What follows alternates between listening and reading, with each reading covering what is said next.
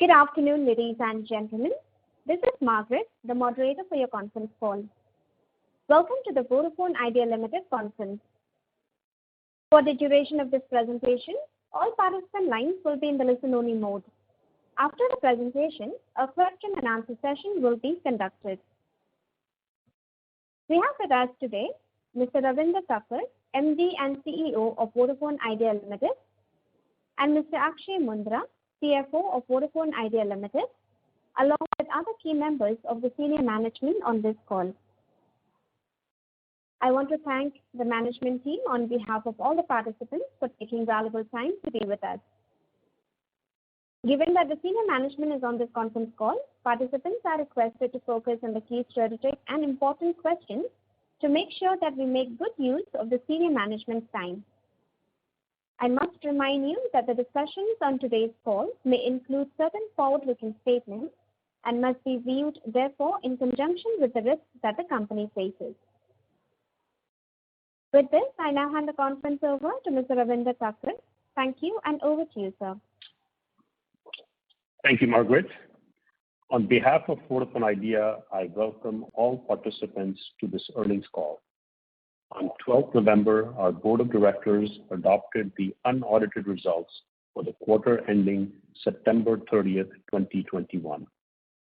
The detailed press release, quarterly report, and unaudited financials have been uploaded on our website, and I hope you had a chance to go through the same. Let me start with discussing our ongoing strategic initiatives along with operational highlights for the quarter, and I will then hand over to Akshay to share details on the company's financial performance. But before that, let me talk about the reform package announced by the government. The central government on 15 September announced a comprehensive reform package to address the severe crisis in the telecom industry. We welcome the announcement and appreciate the government's recognition of not just the financial stress in the sector, but also our contribution in keeping the country connected, especially during the pandemic. These reforms will provide immediate relief to the financial sector, to the financial stress in the sector, and reduce regulatory burden on telecom operators. They will further promote healthy competition, protect interest of consumers, ensure liquidity, and encourage investments. The announced measures will enable investable funds in the hands of telecom operators for fresh capex deployment in building long-term digital infrastructure. With competition and consumer choice, the reform will provide impetus to inclusive development and universal broadband access to all Indians. The moratorium of next 4 years on all government dues will enable us to further boost our 4G coverage and capacity and provide deep rural connect. It will also allow Vodafone Idea to invest in new technologies and services, including 5G, when the ecosystem is ready and spectrum is made available at reasonable prices. Through this landmark decision, government has truly demonstrated their commitment to ensuring a healthy market structure of at least 3 private players. Structural reforms, including rationalization of AGR to exclude non-telecom revenues, rationalization of bank guarantees, removal of penalty and interest on penalty on delay in license fee and spectrum usage charge payments, a predictable timeline for spectrum auction, supporting spectrum sharing, permission for 100% FDI under automatic rules, among other things, are all steps in the right direction to ease the burden on telcos. These reforms will promote ease of doing business in the country by abolishing some of the archaic processes of telecom business operations. Promoting digitization of KYC process, self-declaration for equipment import, and other procedural reforms will be a key to smooth business operations and faster delivery of services to customers. In summary, this historic government announcement will go a long way in making the mobile industry sustainable, allowing the existing telecom operators to invest and compete effectively, thereby supporting the digital needs of 1.3 billion Indians and millions of small, medium, and large enterprises. Moving on to our key strategic initiatives. The first one being focused network investments. We continue to follow a focused approach to investments, biased towards our priority circles, which contribute over 94% of our revenue. This helps us in utilizing our CapEx effectively while ensuring that we continue to offer superior customer experience in these areas. We continue to rapidly upgrade our 3G network to 4G. We closed 9,600 3G sites during this quarter, while we added around 10,800 4G FDD sites, mainly through refarming of 2G and 3G spectrum. The refarming of 3G spectrum to 4G on majority of sites in various cities has substantially enhanced the GigaNet 4G capacity in those cities. Our data capacity is now 2.8 times compared to September 2018, just before the merger. Overall broadband site count stood at 450,481, and these coverage has already crossed the benchmark of 1 billion Indians last year. It remains our constant endeavor to be the best 4G network in the country. I'm happy to announce that VIL has consistently been leading the league tables on both data and voice for several months now. We, powered by GigaNet, is India's fastest mobile network as awarded by Ookla. We also have the highest rated voice quality as per the country's TRAI MyCall app data for 9 out of 12 months between November 2020 and September 2021. We continue to future-proof our network. We have the advantage of having the latest 4G equipment and technologies which are capable of upgrading to 5G.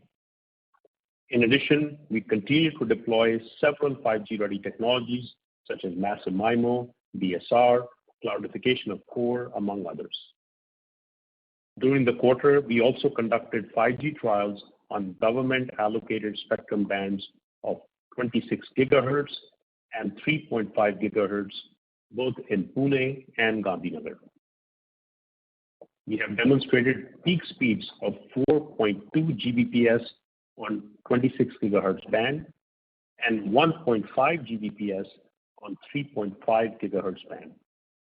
We also tested E-band backhaul spectrum, where we demonstrated a peak speed of 9.8 Gbps.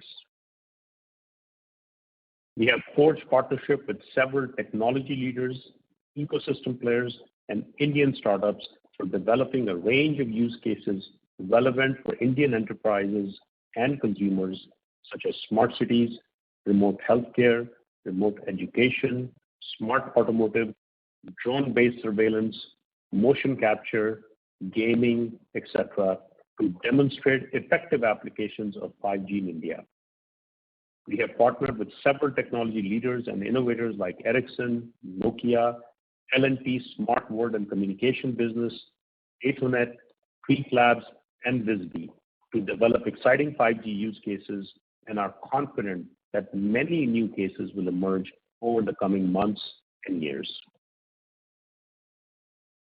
Moving on to market initiatives. Our unified brand B turned a year old in September 2021 and continues to garner good reception, building brand affinity across all customer segments in the country. B was recognized as the buzziest brand during IPL 2021 and also won the Gold and Silver Award in the Indian Digital Marketing Award 2021. We continue to improve ARPU through the adoption of 4G and UL plans by our customers. We have taken several tariff interventions in the last couple of months, such as increasing the entry price on non-UL prepaid plans to rupees 79 from rupees 49 in a phased manner during this quarter. We have also rolled out hikes in some of our postpaid plans. All these initiatives are ARPU accretive, benefits of which have flown in this quarter results and likely to accrue into next quarter as well. I will take this opportunity to again remind everyone that despite all the recent positive developments on tariffs, tariff hikes remain critical to continued revival of this sector. On business services. Business service continues to be one of our key focus areas. In B-Business, as we progress on our journey from telco to techco, we continue to strengthen our partnerships with our customers with a range of new offerings like B Integrated IoT, Managed SIP, B Cloud Firewall Service, and B Business Plus bundled mobility offering. We are the first and the only telecom operator to provide managed SIP service in India. Our cloud telephony solution is helping SMEs to automate and enhance their customer interactions with features like auto receptionist, lead management, and others. In the increasingly hybrid working world, B Business Plus mobility bundling solutions are enabling today's mobile workforce to connect, communicate, collaborate, and do a lot more with their postpaid plans. In partnership with Google Cloud India, B Business Plus now offers Google Workspace solutions for SMEs and startups in order to help them strike the right balance between business objectives and employee flexibility. The new and emerging cloud and IoT services are central to our business services growth strategy. We continue to derive tremendous synergies from our relationship with Vodafone Group, who are a global leader in the IoT segment. We continue to identify and leverage new opportunities in the IoT space to further strengthen our IoT portfolio, such as our integrated IoT solutions for enterprises, which is a pioneer offer in the market. We have started this journey of integrated IoT with propositions of smart infrastructure, smart mobility, and smart utilities to address the needs of these industries and will keep adding to the list. We are partnering with the best and most innovative technology providers to test transformative 5G use cases like smart city, industry 4.0, and healthcare. Our award-winning digital experience offerings such as the V-App, V-Business Wireline, and V-Business Mobility are allowing organizations to manage from anywhere and at any time with least manual intervention. Our enterprise digital platform for V-Business Mobility has been recognized by a global jury at ICMG Global Awards 2020 for having the best customer centricity and architectural design. V-Business has been chosen as a preferred partner of choice for IoT, SIP trunking, telecom carrier, mobile access, and managed mobility services in the CIO Choice 2021 on the basis of an existing pan-India CIO referral voting process that spans across industry verticals. The next strategic initiative is driving partnerships and digital revenue streams. We continue to partner with content providers to promote new and engaging content through B-Movies and TV. Our vast content library, coupled with differentiated data benefits in the industry, has led to a winning proposition for both us and our customers. At the starting of the year, we had announced a partnership with Disney plus Hotstar to make sure our consumers get access to IPL and T20 World Cup. We had announced post our last quarterly results that we will be launching a music service with some very exciting features. You should see that coming out very, very soon. We also have some very exciting propositions lined up in other categories like gaming, education, skilling, and health. While on one side, all these propositions would help us build our digital community, we also have a pipeline of projects to enable monetization of digital traffic. In a recent initiative, we launched V-Movies and TV content on the V-App. With this integration, V users can watch content directly on the V-App rather than downloading additional apps. We have seen considerable growth in our monthly active users over the last few months, and we should see this further accelerating in the coming quarters on the back of a strong pipeline of digital propositions we have developed. V is thus committed to delivering the best-in-class services to all their subscribers and bridging the digital divide that separates urban from rural. We will continue to focus on our platform capabilities to offer a deeper integration with our partners for a differentiated experience, create monetization opportunities, and truly become an integrated digital service provider. And lastly, on our cost optimization exercise, we have already achieved approximately 80% of the targeted annualized cost savings of rupees 40 billion. Moving on to other highlights for the quarter. The revenue for the quarter was 94.1 billion rupees, an improvement of 2.8% quarter-over-quarter, supported by the gradual resumption of economic activity post the severe second wave of COVID, which had negatively impacted us during quarter one. The subscriber base decline was much lower at 2.4 million. The subscriber base now stands at 253 million. We continue to witness improving trends in 4G subscribers with a healthy addition of 3.3 million during this quarter, taking the overall subscriber base to 116.2 million. Overall operating momentum improved with higher gross additions and lower churn compared to last quarter. ARPU also saw sequential growth of 5.3% and now stands at 109 rupees. A quick update on other developments.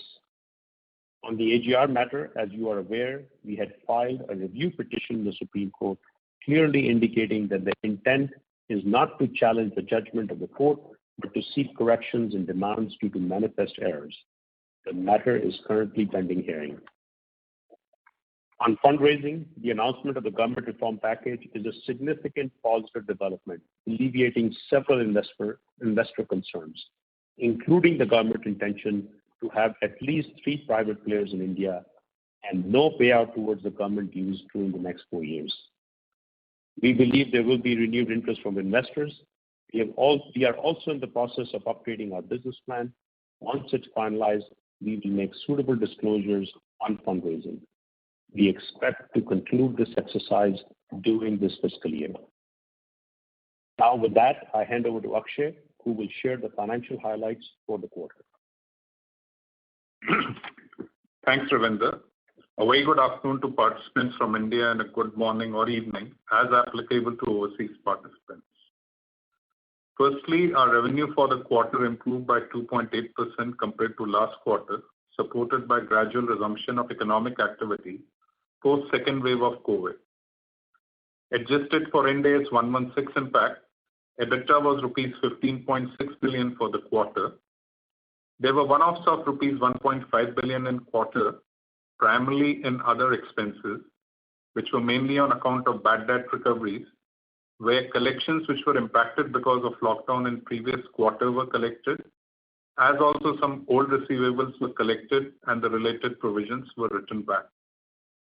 Adjusted for one-offs, EBITDA of rupees 14.2 billion was higher compared to rupees 12.8 billion in Q1 on account of higher revenue and incremental cost optimization, which was partially offset by increase in customer acquisition costs due to higher gross additions during the quarter and other inflationary cost increases, including annual pay revisions. CapEx spend was rupees 13 billion in this quarter. With this, H1 FY22 CapEx stands at rupees 22.4 billion. The gross debt as of September 30, 2021 was rupees 1,947.8 billion, comprising of deferred spectrum payment obligations of rupees 1,086.1 billion, AGR liability of rupees 634 billion that are due to the government, and debt from banks and financial institutions of rupees 227.7 billion. The cash and cash equivalents were at rupees 2.5 billion. As a result, net debt at the end of the quarter stood at rupees 1,945.3 billion. As covered by Ravinder in his opening remarks, the government reforms package is a significant positive development. We have opted for the deferment of spectrum and AGR dues payable over next 4 years. This will result in deferment of rupees 147.3 billion payable annually towards spectrum acquired through auction till October 2016.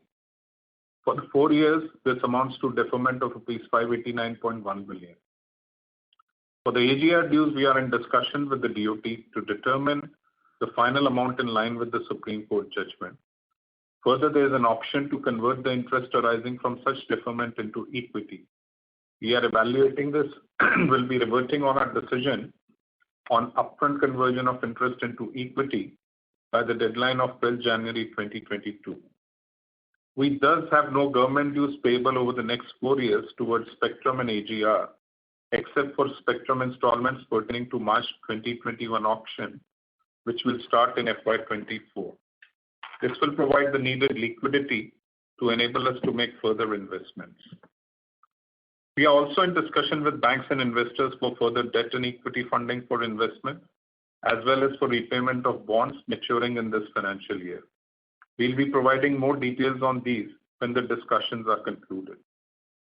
With this, I hand over the call back to Margaret and open the floor to questions.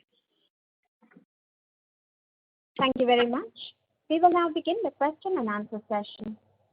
Anyone who wishes to ask a question may press star and 1 on the touchtone telephone. If you wish to remove yourself from the question queue, you may press star and 2. Participants are requested to use handsets while asking a question. Anyone who would like to ask a question, please press star and 1 at this time. Ladies and gentlemen, we will wait for a moment while the question queue assembles.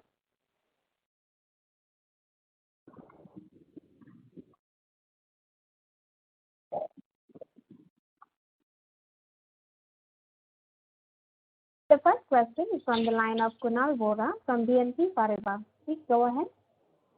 Yeah, thanks for the opportunity. First is you added more than 3,000 towers this quarter, which is the highest you've seen since the merger. Can you explain what happened this quarter, and also if you can share your thoughts on the tower contract renewals, what percentage of your tower contracts are coming up for renewal in second half as well as FY23, and if there is a potential for cost savings from these renewals? Thank you, Kunal. I'll take the first question.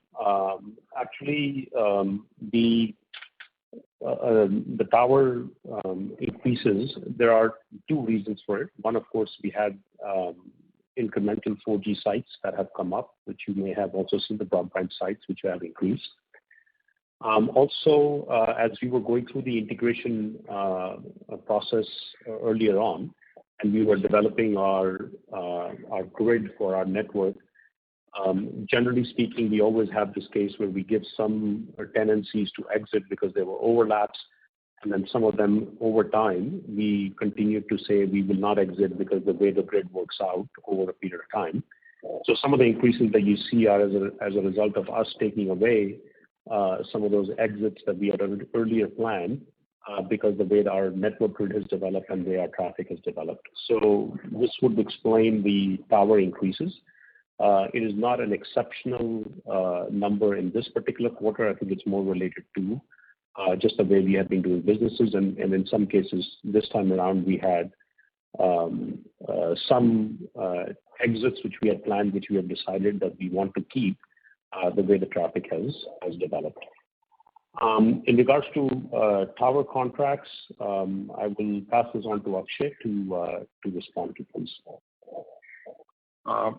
So Kunal, I will not be able to give you an exact number of the tenancies which are coming up for renewal, but it is right that as far as Indus is concerned, there is a bulk of tenancies which will come up for renewal at the beginning of FY23, and these do offer an opportunity for further optimization of our costs.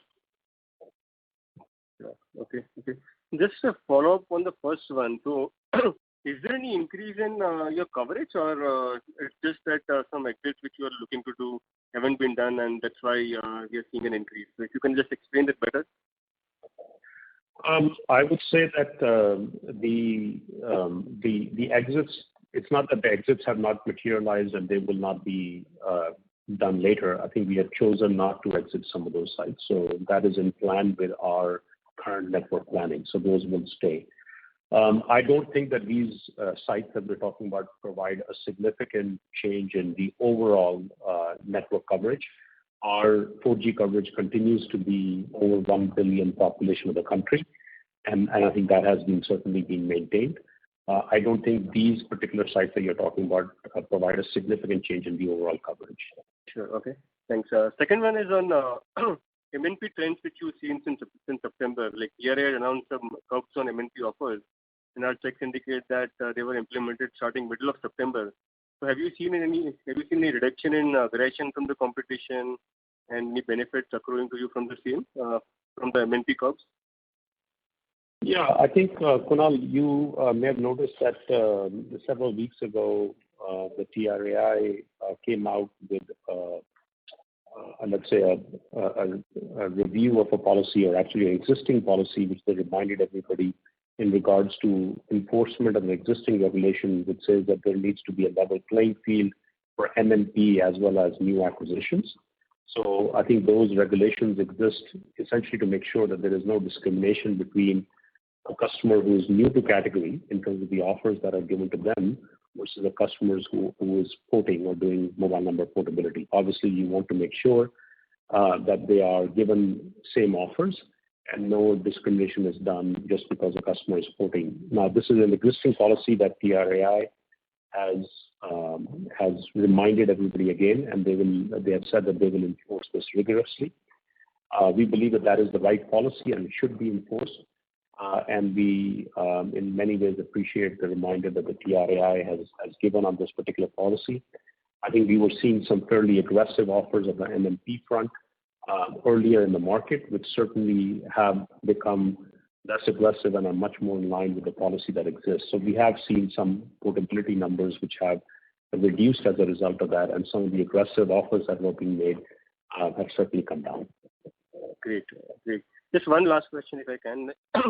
Regarding the tariff hike which you've taken in second quarter, 49 rupee plan and corporate, how much of the benefit is already accrued, and how much more can we expect in third quarter? Akshay, do you wish to answer that? So, Kunal, it is difficult to kind of quantify this, but I would say that a large part of the benefit of this tariff increase has come into this quarter. But there will be some spillover which will also come in the next quarter, but largely it is reflecting in the current quarter. And how is the consumer behavior been? Have you seen an increase in churn like last time you've done this? No, actually, Kunal, on this particular one, we have seen a reduction in churn, as you've seen, compared to last quarter. Predominantly because I think these are smaller actions, and in many ways they are not the wider, broader tariff hikes that we have been talking about. But overall, we saw churn actually reduce in this particular quarter compared to, although last time around there was an impact of COVID, the second wave as well. So it's hard to exactly say where it's settled, but certainly this quarter the churn number has been lower. Understood. That's it from my side. Thank you, sir. Thank you. Thank you. The next question is from the line of Vineet Mangal from Edelweiss. Please go ahead. Good afternoon. Thanks for the opportunity. My question is Sorry to interrupt you, Mr. Mangal. May I request you to come on the handset mode, please? Okay, I will. Hello, am I audible now? This is clearer. Thank you. Please go ahead. Thanks for the opportunity. I just want to, ask, very not related to the finances, what happened to the music streaming services which you said that you are going to launch? As I mentioned in my opening comments, it's a matter of only a few days away. We have done some very interesting things, and I think the offer will be quite exciting. So you will see it very, very soon. So please stay tuned. And I'm just like a retail investor. I'm not I'm not from any institution or big invest. Just that I can see the reputation of the company is not very good as when you see in the market. So the U broadband, in the starting of the year, I can see very good marketing strategies was going on, very good plans was going on, but now I don't see any articles from any U broadband related. So you are not planning to expand it to other cities, tier 2 cities, or maybe in later stage? I'm only sure if I can comment on your observations about the reputation not being very good and so on. So maybe it's something, a discussion we can take offline. And certainly the intent of this conference call is to not talk about the coverage expansion of new broadband, but maybe we're happy to take that question for you offline. Also, I think that might be worthwhile clarifying because I think it was said that you are from a company called ITWise. It might be worth clarifying whether you are associated with them or was that a mistake made in your introduction? Okay, that's it from my side. Thank you. The next question is from the line of The next question is from the line of Sanjesh Jain from ICICI Securities. Please go ahead. Sanjesh Jain from ICICI Securities. Please go ahead with your question. Hello, can you hear me? Yes, we can hear you now. Okay, thank you. Good afternoon for taking my question, and thanks for taking my question. About a few of them. First, on the data customer side, if I look at the total data customer, it has broadly remained flattish over since our merger. So broadly, we have been able to capture the 2G, 3G data user who are converting into 4G because our 4G continues to grow. But the overall data customer growth still remain muted or a flattish for last 3 years, which also indicate that we are losing some customer who are directly moving from a 2G voice to a 4G. What's our plan here to grow the overall data customer along with the growing 4G customer? Sorry, Sanjesh, I'm not sure I really fully understand the question. Data customers are close to 136 million we got, which used to be 140 million even at the time of merger. And the 4G has grown. We were at 80s, now we are at 116. But the overall data customers still remain flattish for us. No, I think so, Sanjesh, the strategy of the company is really to move customers from if they were using accidentally small amount of data on 2G, because 2G is obviously not designed for data usage. And the idea is to move them over to 4G and charge them the 4G traffic rates and higher ARPUs and so on. That is the strategy that we are working towards. And as you have noted, we see more and more every quarter that strategy to be working and overall 4G subscriber base increasing. And that is the stated strategy, and we will continue to do that part. Obviously, from a customer acquisition perspective, converting our existing customers who are currently using 2G into 4G and keeping them within the family, within our company is our topmost attempt, and we attempt to do that. So more and more of those we can migrate, the better it is, because these are customers who are already associated with our brand, have the affinity to our brand, like the experience that they get potentially on 2G, maybe on 3G, and keeping them in 4G, and they tend to obviously will be the lower churn customers as well. So this is a stated strategy, and we will see more and more of that as we continue to go forward. And hopefully, obviously, we do acquire new customers as well, but overall, the intent is to grow the 4G customer base. Got it. But anytime sooner do we expect the total data customer to start growing in line with our competition who are able to now handsomely grow the total data customer along with the 4G? We are still some time away to see that. I think that is our attempt, Sanjesh, to keep on growing that. And as you would have seen over the last few quarters, we are accelerating on that space. And so our endeavor is to continue to accelerate as we build more and more capacity and coverage within our network. Got it. And Sanjesh, if I may add, I think as we invest into covering a higher population, that will definitely be one of the triggers for increasing the data subscribers.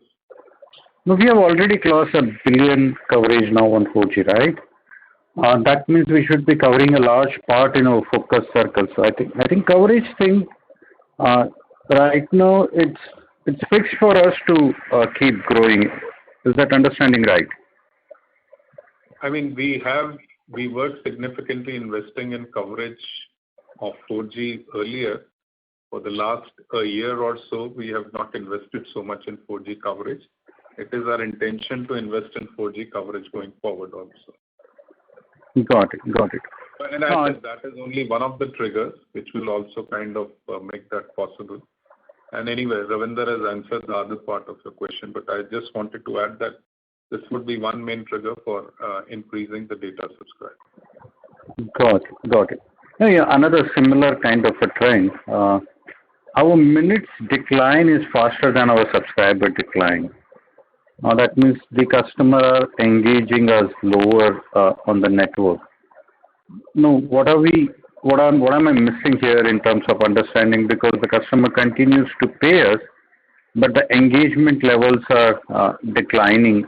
That means they are using more on the secondary SIM, which they already have, or how should we see this trend? Because this trend has been persistent now for already a few quarters.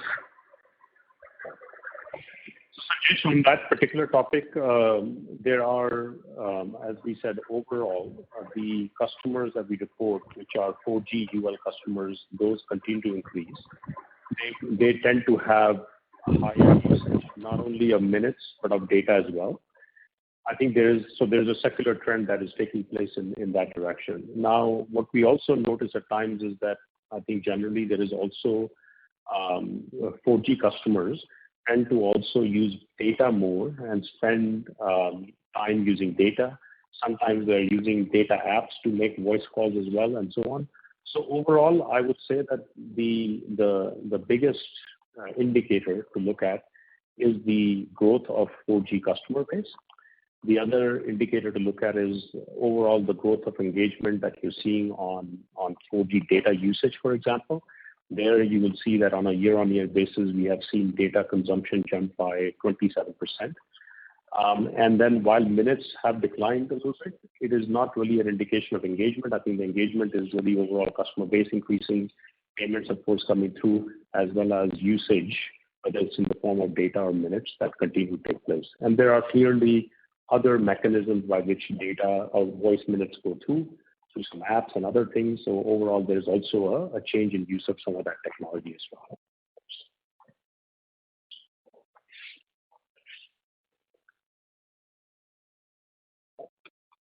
Any other question, Mr. Jain? Yeah. I got two questions. So one on the 5G trial, Ravinder, can you just elaborate on how has been the 5G trial for us in general and for the industry? What have been the observation on the various brand? How much is India ready for this 5G? And this debate on indigenous or disintegrated versus bundle network. Now, if you can just share us some thought through your 5G trial, touching upon each of this aspect, that will be very useful. And one related question on the backhaul, you made a interesting observation on the E-band and V-band. Now, does this really solve a problem where the fiber requirement in the future, even on the 5G, assuming these bands are allocated to us to use for a backhaul, do you think can be a credible solution for the 5G? So Sanjesh, I'll start with the last part first. Yes, absolutely. This is the reason why we did invest on the E-band spectrum that we talked about. It is absolutely a credible solution and certainly something that can be replaced. And hence we are encouraging in the TRAI consultation that is starting on spectrum to really take a very close look at these bands. And that's why we asked for these bands to be given as part of the trials. And certainly we see that as an alternative to fiber. So that's the last part of your question. On 5G, as I mentioned in my opening statement, in 2 locations, we have set up a standalone 5G network. We're using, the 26 gigahertz as well as 3.5 gigahertz spectrum, which has been allocated to us. I would say that from a speed perspective, purely speed, we've been able to demonstrate very, very high speeds. Again, the speeds were mentioned in my opening comments. So I think that one part, we've been able to show that, within India, we can deliver those type of speeds and latency and so on, which I think is very, very positive. Then I think the bigger question and the more important question is what exactly and what specific use cases will be much more relevant in India. And for there, again, I mentioned in my opening comments, several partnerships and alignments that we've done, not only from technology suppliers, but to also other Indian startups and so on, in that entire gamut, to come up with several areas of use cases that we are currently testing. We will be showcasing actually many of these use cases in the coming weeks, and you will get a chance to hear more about the outcomes that are coming out of that, which I think will give us a very good idea of what the capabilities in the 5G space and what use cases will fly in India. So I think you will see much more information coming out in regards to that. And I think your last part of your question was around the standards and Open RAN. We absolutely support Open RAN. We believe Open RAN is an alternative in the industry for breaking down different parts of the network and building that in a best-of-breed kind of a manner. I think this is a global effort that is taking place in many, many countries. This has been done. We are, of course, in close contact with our shareholders in Vodafone Group, who are leaders in this space and developing very much the technology. And we believe this is overall the future of open networks to come, especially in 5G, which will enable that going forward. No, but have we tested any indigenous, or right now the testing is on the standard equipment? We are testing several things, but we are not willing to announce, or we're not able to make that announcements today. Okay, so the testing will also include some of these indigenous or a disintegrated kind of an equipment along with the standard ones. As I said, we are supporters of the Open RAN, network piece, which does include different elements rather than just an end-to-end provider. Got it. Just one last question before I end this. Can you give us some sense on the tariff hike? Where are we? What is stopping us? It's been a while now we have been talking about the tariff hike. You did mention about fundraise by end of fiscal. That gives us a clear roadmap for us. Can you just elaborate on the tariff hike side as well? So Sanjesh, as I said, some activity on the tariff hike has already started to happen, which again I mentioned and has been talked about in some of the earlier questions as well. And I can tell you that you will not find anybody more vocal about the fact that we do need tariff hikes in the country. We said it in my opening comments, so I said that earlier on as well. I believe the time for tariff hikes is certainly approaching, and my hope is that as an industry, especially after this government reform package has been announced and the government has taken these very, very significant steps to shore up the industry, that tariff hikes, which are the next important step, will also take place soon. So I think for us particularly as a company, I think we have said that we will not shy away from raising tariffs. If we are going to raise it, we have to do it when it is the right time for our company and our customers, and it's something that we obviously watch very closely, although we of course don't have anything to announce today. Got it. Thanks for answering all my questions patiently, and best of luck for the future. Thanks. Thank you. The next question is from the line of Vivek Anand S. from Ambit. Please go ahead. Hi, thank you very much for the opportunity. I hope I'm clearly audible. Yes, sir, you are. So I have two questions. One is with respect to the offers that some of your rivals have recently come out with to lure new 2G users to 4G, right? So whether it's a subsidized device or whether it's a cashback scheme on various devices purchased by a new smartphone user. What sort of impact are we seeing on our base as far as the upgrades from 2G to 4G go? Secondly, is it possible for you to help us understand the split of spectrum across the technologies, basically the liberalized spectrum? Ravinder, I heard that you said in the earnings call in the beginning that most of the spectrum that was earlier in 3G has now been refarmed to 4G, and you have deployed the requisite FDD sites also. Is it possible to help us with the number in terms of percentage of the liberalized spectrum that is being used for 4G right now? Thank you. So Vivek, I can answer the question. The second one is very straightforward, which is all 4G spectrum is liberalized. There is no 4G spectrum that is by default, I think 4G spectrum, when you use for 4G, has to be liberalized. So I don't think there is a percentage there that we could say that is non-liberalized. So I'm not really sure. Maybe I misunderstood your question. And then, of course, bulk of our spectrum is already liberalized as well. There are a few slots which are not administratively were given to us, but bulk of our spectrum is fully liberalized and, of course, used for 4G. So that was the first, your answer to your second question. In regards to the first question that you talked about, I'm assuming that you were referring to the phone launches and the cashback offers. First of all, I have to say that this is very early days. Those offers have just come out in the market, and it's too early to say if there is any impact at all of those. The other comment that I would make is that I think in general, on the devices itself, it just seems to me like a model for financing, because the way that we have done the math, we could see that there's the price of device and then there's some financing costs associated with it, and you can buy it on installments, or you can buy the device up front.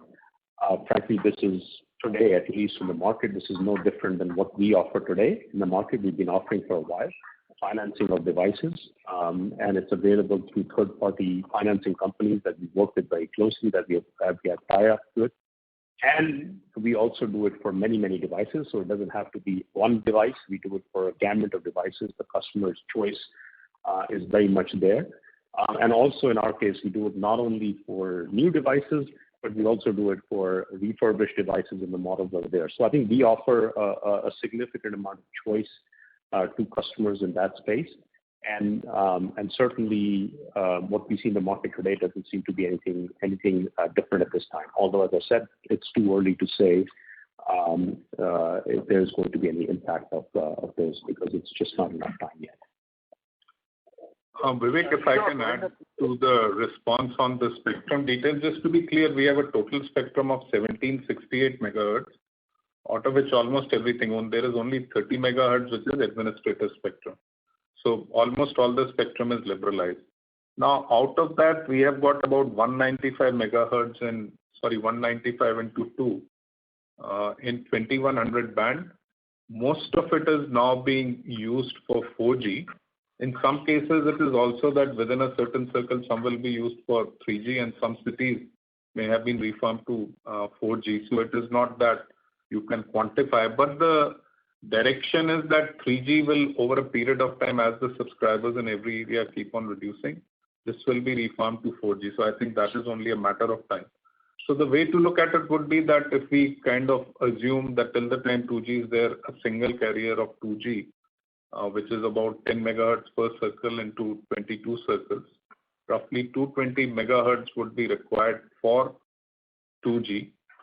The rest of it, including whatever is being currently used for 3G, will be already is or will become available for 4G. Right. No, understood, Akshay. That's very clear. That was my question. Thank you. Thank you. The next question is from the line of Samuel Chen from Allianz Bernstein. Please go ahead. Hi, can you guys hear me? Yes, we can hear you. Yes, okay. Thank you for your opportunity. Just two questions on my side. I think the industry definitely need a ARPU improvement. This is another question about the ARPU. But what I'm really curious is that we've been hearing multiple operators basically waiting for other operators to raise ARPU. But recently, one of your competitors has somewhat loosened their stance and mentioned that they are looking to achieve a certain level of ARPU by a certain timeline. Is it my understanding that Vodafone Idea will more likely to follow if your competitors are raising ARPU first, or would you be more likely to take the first step? Thank you. Well, I mean, I think we've been fairly clear earlier that we are not in a situation where we say we will only follow or we will be always the first one to do. I think we believe when it is the right time for our company and for our customer base, we will make that tariff increase. And as been evident, we have been slowly doing that, as mentioned earlier in my opening comments, both slightly for prepaid customers as well as for some of the postpaid customers, both in the family plan area as well as in the enterprise area. So I don't think it is a question of whether we will follow somebody. I think we will do it when it is the right time for our company. I think what others decide to do or what they choose to do, obviously, it's in their prerogative, and it's difficult for me to comment on their plans. Okay, anyway, the second question is on the 5G spectrum. Obviously, the previous reserve price was very high. I think TRAI is currently reviewing the price at the moment. What's your would you guys be able to discuss what your 5G spectrum strategy is? Let's say if the price stay the same, or if the price goes for a significant discount. Like just kind of general comment would be great. Thank you. No, I think if the price remains the same, I expect that the outcome of any spectrum auction will be the same as last time, which is the spectrum goes unallocated, and there are no buyers for that spectrum. So I assume that the price will have to decline. We've been saying, as everybody else, externally have been saying as well, that the prices are too high and they need to come down. And really, so our bidding strategy and how much spectrum we get will, of course, be dependent on the pricing. But as of now, the pricing in the market that's available, unless we come out with new pricing from TRAI, we believe it's too expensive, and hence the auctions have not been successful earlier. Okay, thank you very much. All the best. Thank you. Thank you. The next question is from the line of Aditya Bansal from Nomura. Please go ahead. Good afternoon. Thanks a lot for the opportunity. Just wanted to check if we need to provide any additional bank guarantees for availing moratorium on the spectrum dues. If not, what happens to the existing bank guarantees that we have submitted for spectrum dues? So, Aditya, in fact, the cabinet, reform package is actually going to reduce the number of bank guarantees that the government holds. So there is clearly a reduction and reconciliation where they will bring down on the performance-based guarantees. The amount will come down to 20% of what it is today, and that process is already starting. And then on the spectrum dues itself, because there are no spectrum payments to be made for the next 4 years, there is essentially no requirement for bank guarantees until a period of time that those spectrum dues are due, which will be before the 4th year. So the requirements today are that they generally bank guarantees need to be given a year prior to when the payments are due. So since the moratorium is for 4 years, we believe that there is no bank guarantees requirement for the next certainly 3 years till the payments become due. And so we expect that those bank guarantees will be returned as well, the spectrum bank guarantees to be returned as well. The amount of the bank guarantee when they have to be paid will depend, of course, on the spectrum installments, and that, of course, depends on the amount that you have to pay basis the choices that you make in regards to the conversion of interest into equity and so on. So I think those decisions will drive the quantum, but we don't believe that there is any bank guarantee requirement for spectrum for the next 3 years until the moratorium period comes to an end, or a year before the moratorium period goes to an end. Thanks a lot. So have we heard anything from DoT on the return of the bank guarantees, or is it our understanding on the same?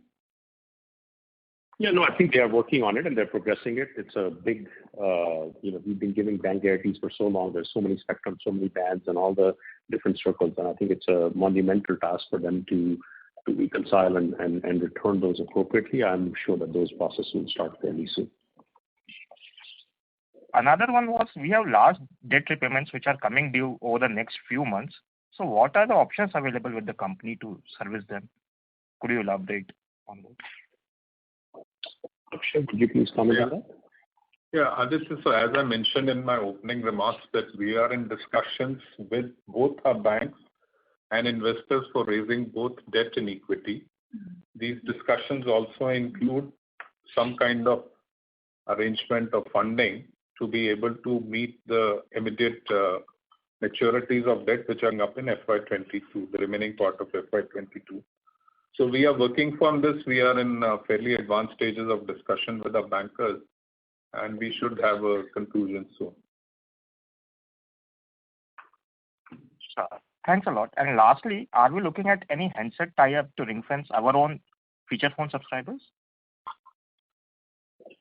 Aditya, our strategy on handset has been very clear, which is today we have arrangement with several providers, both of handset manufacturers as well as with financing companies. And we bring that tie-up together in the form of bundling them together, which can be purchased by our customers in the form of installments through financing. We believe that is the best model because it provides choice to the customers on not only the type of devices and price points that they want to use. So if somebody wants a 10,000 rupee device versus a 15 versus 20 or 8,000, that's the choice that they can make, and then they can appropriately finance that. And of course, it also depends on the type of handsets that they are doing. We believe that is the best option, and we are currently offering that in the market. And we offer that to our 2G customers who are looking to either get into the category by going into 4G, or existing 4G customers who are looking to upgrade to potentially a more, let's say, higher spec device in there. So we believe that is the right strategy, and we will continue to do that. So in our tie-up, it is with many different handset manufacturers and at the same time with multiple financing companies to allow choice to customers. I also mentioned we are also have tie-up on refurbished handsets, which also provide a great opportunity to customers who are looking to get into this category for the first time as well. Thank you. Thanks a lot. All the best. Thank you. Thank you. Ladies and gentlemen, due to time constraints, that was the last question. I now hand the conference over to Mr. Ravinder Thakur for closing comments. Thank you, Margaret. Well, we hope that the disruptions post second wave of COVID are behind us as the massive vaccination drive continues. We are aware of our duty and the critical role we play in keeping the nation connected, and we will keep on striving to provide uninterrupted services while maintaining an exceptional quality of service. We sincerely appreciate the government's recognition of the criticality of the telecom sector and the support provided by them to address several long-standing issues faced by the sector.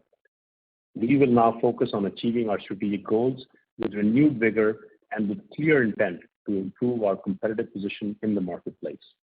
I want to thank you all for joining the call. Please stay safe and have a good evening. Thank you.